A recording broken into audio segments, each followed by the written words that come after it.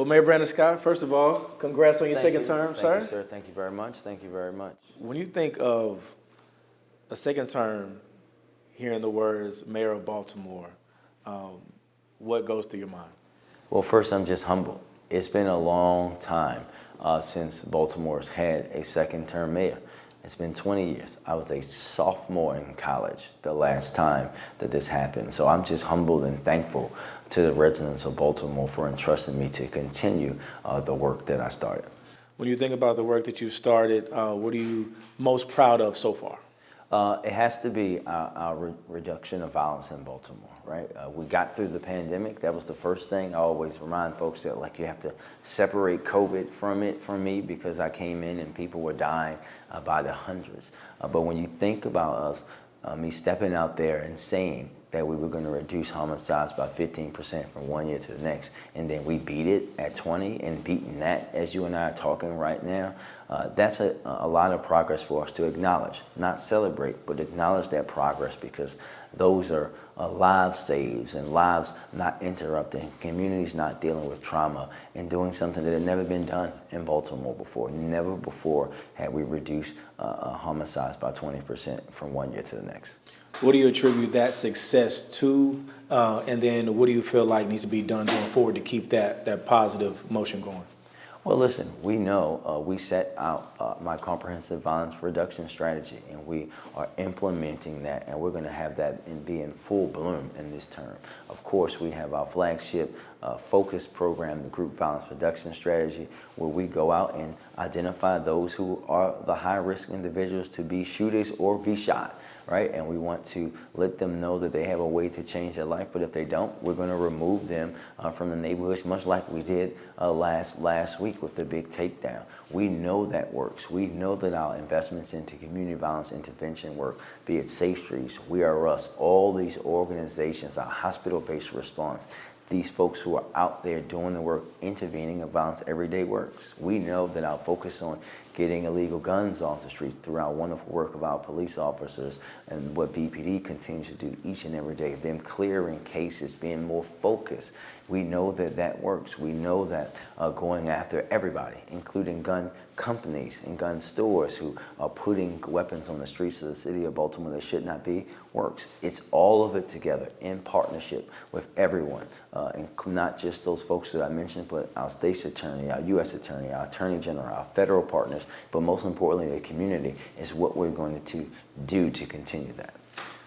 A lot of people are definitely touting, your success with homicides, but maybe a little bit more critical now with juvenile crime. Where do you feel like we stand with getting that kind of rectified? Well, I think that we know that crime across the board is down in Baltimore, but we know that that is an issue with young folks who are continuously committing a crime. And my focus here, and I think this is an important way for us to talk about in the media how this works. My job is to enforce the laws, right? And that's what my police department is continuing to do. We are going to continue to work with and push our partners at the state level to make sure that all the things are happening in the way that they should. Because no one is more frustrated than me or my police officers on the street that they are arresting anybody, but in particular young people, for committing the same type of crime in the same day or consistently over and over and over again. And we have to make sure that we're working with our state partners to make sure that the accountability and the programs and services that are needed for families and young people are there to make sure that we're doing what we need to do to keep people safe in the city of Baltimore. Speaking of another project, Harbor Place Pavilions, it's kind of gotten mixed reactions since it first came out and it was announced. Where do you feel like we stand with that right now? I think the voters spoke very clearly that they wanted to move forward, right? More than half of them voted to move it forward. And now we're going to be able to see that work start to take shape and make sure that we are working with MCB and Mr. Bramble and his team to build a new version in the harbor for all of Baltimore. And we know what that's going to spur for the rest of the city. Now, of course, when we talk about looking into the future, what are the areas that you're kind of focused on? What are you kind of looking at as places of improvement? Well, everything. I'm an athlete, so I want to improve in every phase of my game every single day. I want myself and everyone around me to be perfect. It's not good enough for me to just throw for 5 touchdowns if I didn't have the perfect quarterback rating. That's not how I operate, right? But for focuses for us, we're going to continue to focus on driving down violence. Like I said, have GVRS be in every police district throughout the city, making sure that all that work continues and deepens in the city of Baltimore. 2, we want to make sure that we're growing the city. When you talk about this historic $3 billion vacant reduction strategy that we have with Bill, with GBC, with our partners at the state, we're going to be talking about putting that into full bloom. Hopefully, I'm going to sign on my last day as in my first term a TIF, not for downtown, not for Harbor East, but for vacants across the city of Baltimore that's going to be allowing us to take neighborhoods like East Baltimore, like West Baltimore, like Park Heights, where I'm from, and take those vacants and turn them into homes and houses for people that grew up there that can move back, for middle-class black families that we are losing in the city of Baltimore, to let them know that their neighborhoods are invested in and that they are deeply valued. And I want this message to go out to them, that we want them here in the city of Baltimore. We're building new schools to a rate that no other place is doing across this country. We're investing into our recreation and parks, building new rec centers and new pools like no other place in this country, because we want them, not just those who may be out in Baltimore County or in the surrounding counties, those who grew up in Baltimore. Yes, we want them to come back, but those who may be living in states where they are questioning whether they want to raise their family in that state after the election and not being able to protect their daughter's rights for her to choose her body or their wife, and for them not to be able to learn the true history of the country. They can move here to Baltimore, and we will protect that and understand that and lift that up, and they will feel valued here. You mentioned the partnership between, of course, city, state, the country, with this turnover to a new president, a new term. How do you feel about the Key Bridge? Obviously, there were promises made on the federal level. Where do you feel like we stand with that right now? Well, I'm hopeful and confident that the Key Bridge will actually get done before, but I'm also understanding how the new administration comes in and what they value, right? I think that they see the value in the Key Bridge, and I'll tell you a quick story. I was out on the water, the governor and I, with the House Appropriations Committee, right, which we know is a Republican-led committee, and the vice chair of that committee took me aside. He's a former mayor. Mayors are always mayors for life, and he said, "Mr. Mayor, you should be very proud. We've been to many of these around the country after a disaster or something bad happens.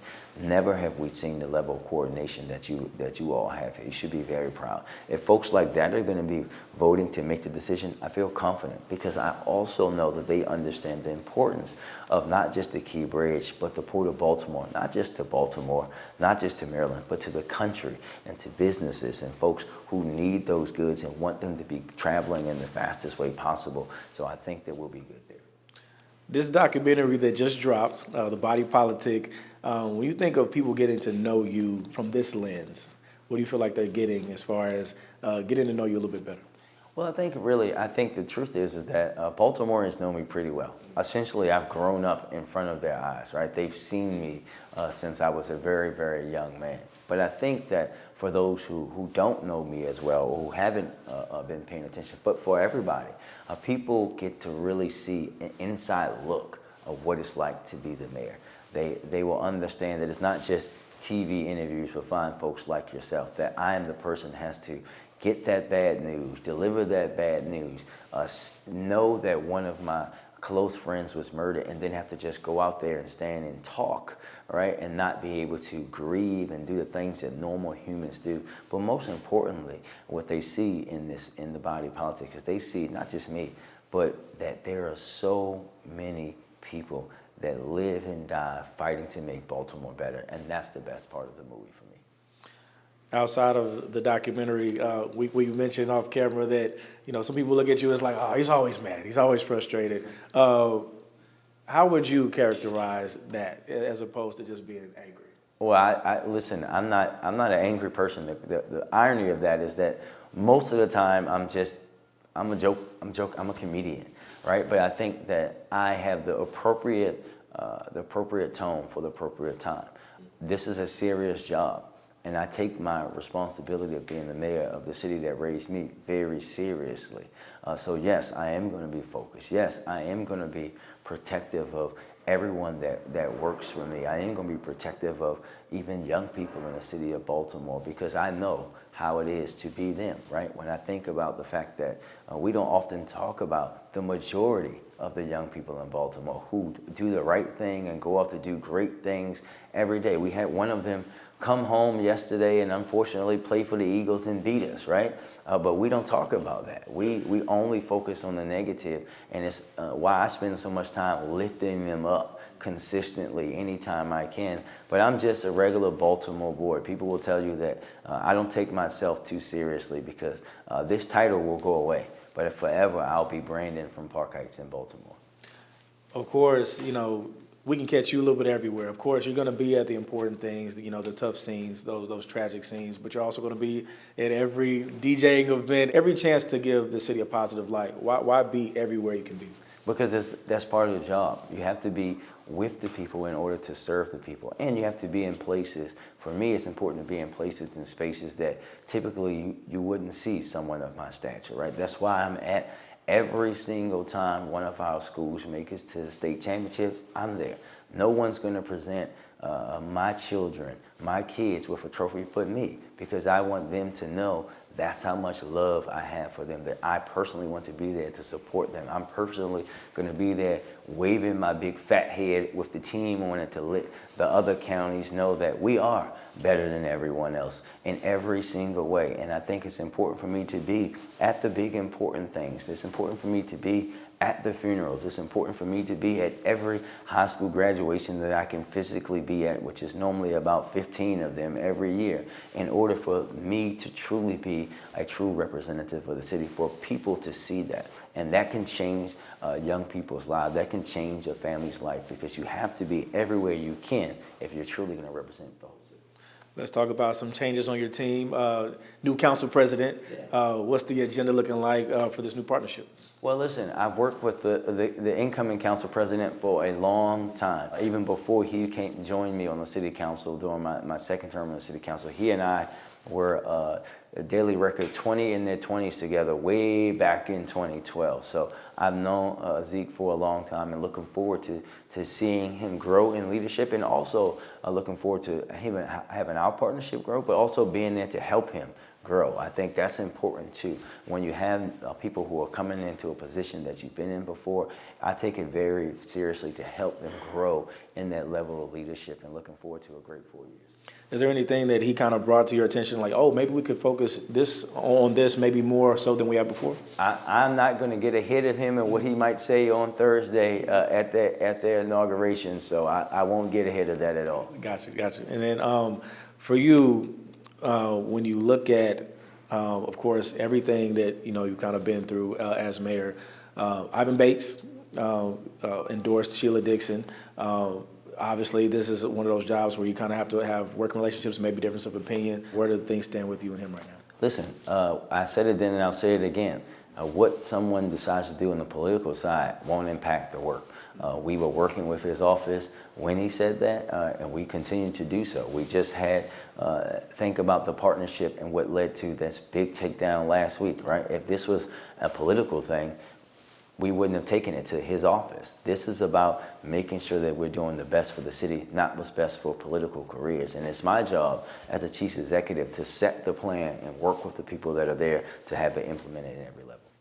Now, we got to talk about these Ravens real quick, because we make these bets, and I'm reposting your bets, and sooner or later, can they come through for us? What are we looking at right now? We'll be fine. I know everyone is a little upset right now. We'll be fine. And listen, everybody, you got to lay off Tucker. Y'all got to lay off of him. You have to listen. Everybody is entitled to having a little bad run, including the GOAT. But I just remind everyone how many games that we won that we shouldn't have because he was there. The team will be fine. Lamar's mom already told him what he needs to do. We'll be fine. Just we'll go into the bye week, do what we need to do to prepare to finish out the season strong, because we know it's not how you start, it's how you finish. So safe to say you're still in Team Tucker, we trust. Look, I'm good with our team. We just need to make the adjustments necessary, and we'll deliver what we need to deliver to make sure that we are playing to send the Chiefs home when it really matters. I look at you and your family. You just seem like you're kind of on this high every time you're around them. What does it feel like to have this growing family and to be kind of really living that out in front of everybody? It's great, man. They are what keep me going. If I'm having a bad day and I walk in that door and I see my lovely wife, our 2 sons, it makes me just realize remember what's really important. And it's really great to just have them be a part of all this, to see my sons growing, right? I had to go back to coaching flag football because Cerrone was playing, and the folks at Volo was like, well, you started this Volo Kids thing, you have to coach. So to go back to doing that and then have Charm sitting there screaming at his brother like he wanted to go out and play, that's really what keeps someone humble and keeps you level, and I'm just so grateful for my family. Last one, the dream. Obviously, it's probably shifted since you were a kid in Park Heights. What do you dream of today? I dream of a better Baltimore today. That's it for me. I'm living out my dream every day of being the mayor of Baltimore and trying to make it better.